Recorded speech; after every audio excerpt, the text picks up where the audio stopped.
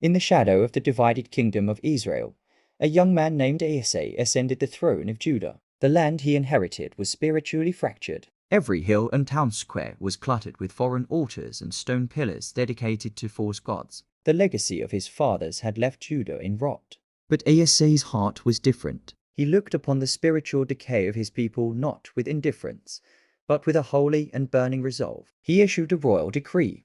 The foreign altars must fall. He commanded the people of Judah to seek the Lord and obey his laws once more. Asa spared no one in his quest for purity, not even his own family. His grandmother, Micah, had crafted an obscene image for Asherah. Asa stripped her of her title as Queen Mother and cut down her idol, burning it in the Kidron Valley. His loyalty belonged to God alone. For 10 years, the land enjoyed rest. But the peace was shattered when a massive shadow rose from the south. Sisera the Ethiopian was coming. Sisera led an army of 1 million men and 300 chariots. It was an unstoppable force of ancient military might, marching toward Judah. Asa marched out to meet them in the valley of Zephathah. Though he had a brave army, they were vastly outnumbered by the Cushite horde. In the face of certain destruction, Asa did not rely on his swords or his wars. He fell to his knees in the dust of the valley. He cried out, "Lord, there is no one like you to help the powerless against the mighty. Help us, for we rest on you."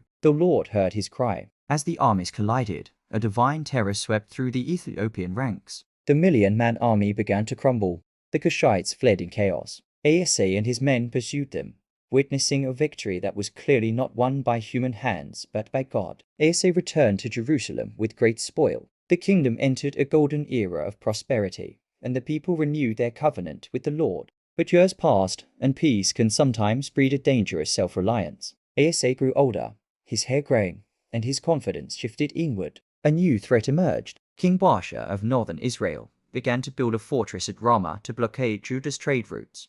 Instead of kneeling in prayer as he once did, Asa looked to his own treasury. He gathered the silver and gold from the temple of the Lord. He sent the gold to Ben-Hadad, the king of Aram, seeking a military alliance. He bought safety with the holy things of God.